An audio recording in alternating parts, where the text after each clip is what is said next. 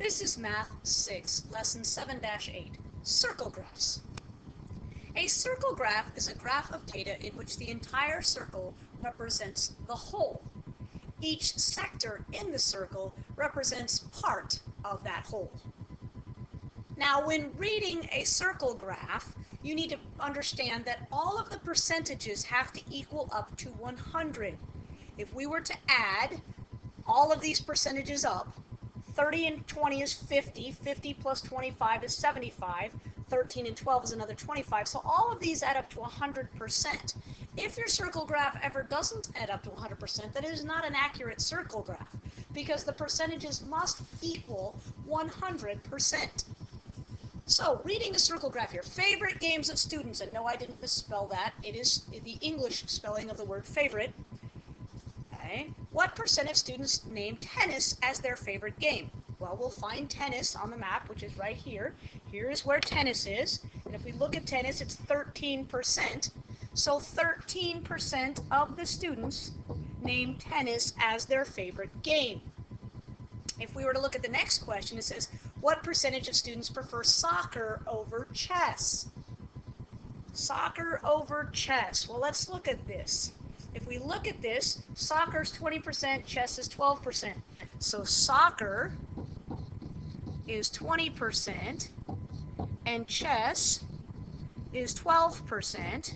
And if we were to subtract the two, we would get 8%. So 8% of the students prefer soccer over chess.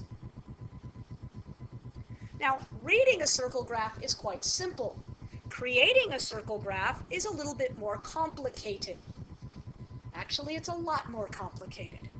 We could make it very specific, but today we're just going to work on sketching a circle graph. So it's not going to be absolutely perfect, but we're going to try to make it as accurate as possible.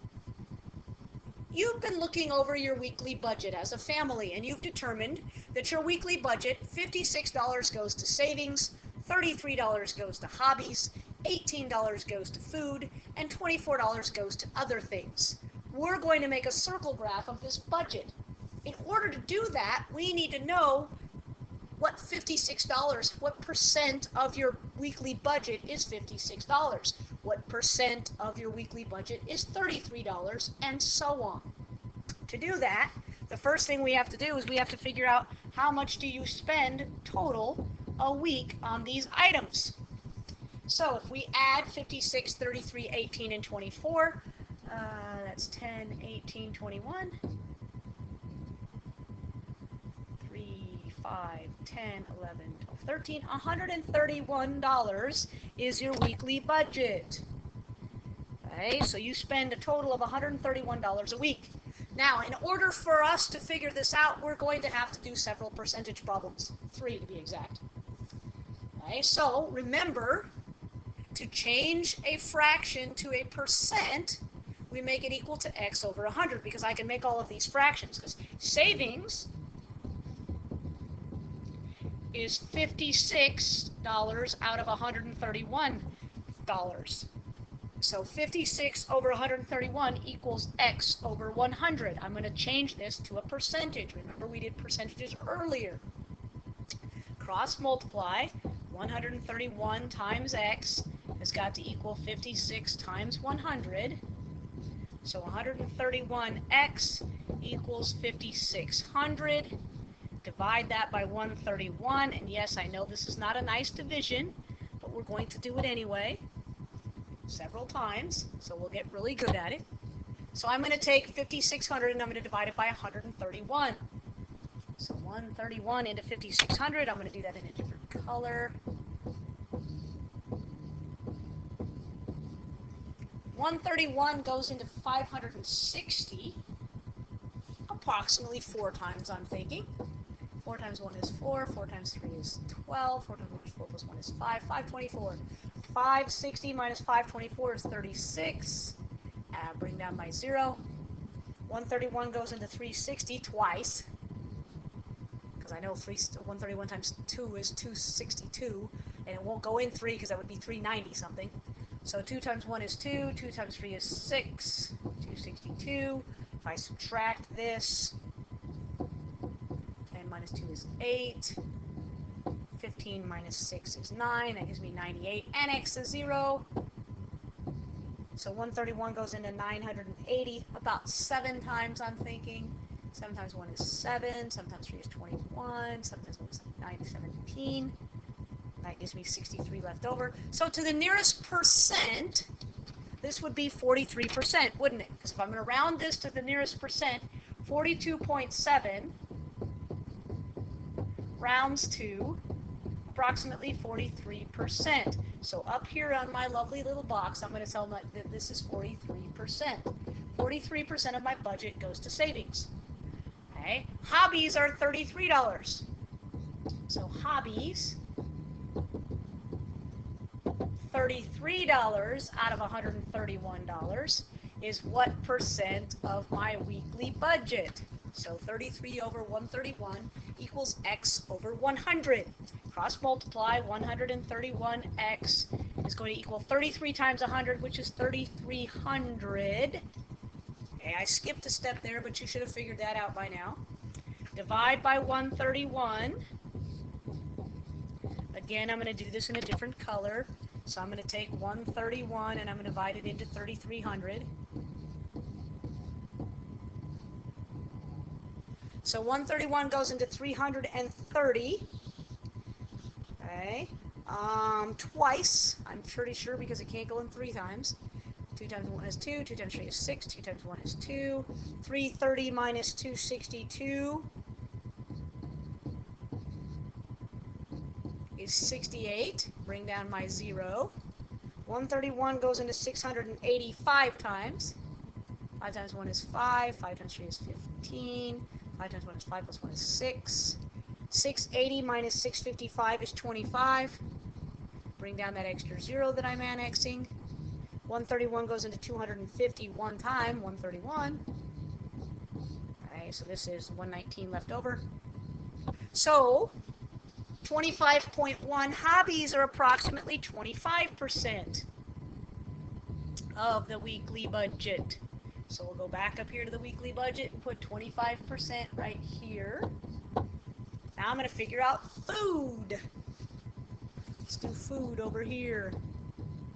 Food is $18 out of $131 equals x over 100. So here I have 131x equals 18 times 100. So 131x equals 1800. Divide by 131. Okay, so I'm going to have to do this over to the side. So 1800 divided by 131.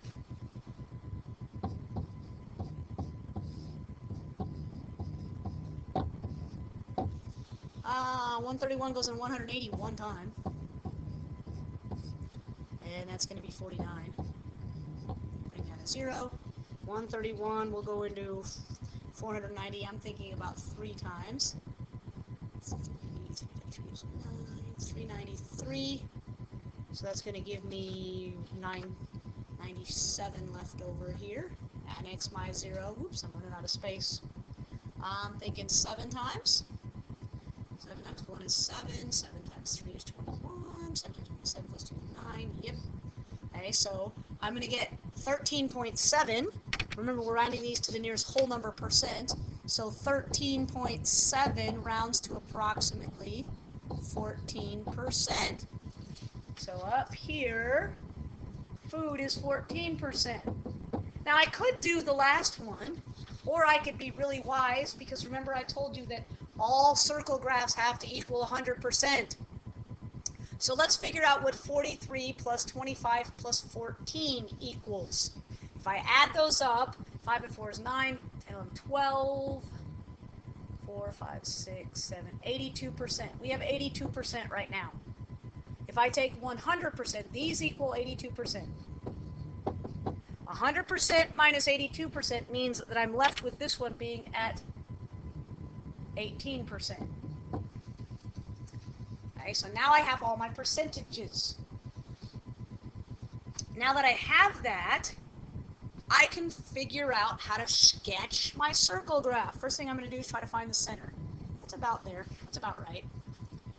Let's look at the 25%, the hobbies, 25%. 25% is a quarter.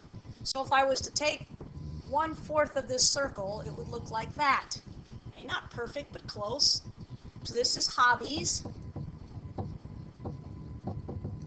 And that's 25% of my weekly budget. 50% means I would extend this line all the way down here, wouldn't I? But savings aren't 50, they're 43, they're slightly less. So I need to draw a line that probably goes to about like that. Okay, so there's close to probably what 43% would be. So this is going to be savings. This is sketching a circle graph. You don't have to be exact. I could make it exact, but I'm not going to teach you that because it's fairly complicated and requires a protractor. Food is 14%, other is 18%. So I have this little chunk left, and one piece has got to be slightly bigger than the other piece. So I'm going to go slightly over a half, and this one's going to be, this piece underneath the hobbies is slightly bigger. So this is going to be my other, and it's going to be at 18%. And my food right here is going to be at 14% because it's slightly smaller. So that's the sketch of my circle graph. It's not perfect, but it's fairly accurate. Last thing I need to do, make sure you title your graph so people know what it is you're talking about. The most difficult part of a circle graph is determining what percent each piece is. If the numbers are ugly, kind of like this one was, dividing by 131, it may take a while. If your numbers are nice, divided by 25, or divided by 50, or divided by 20, your numbers will probably be pretty easy to do. But this is sketching a circle graph. The more you do them, the better you get at them.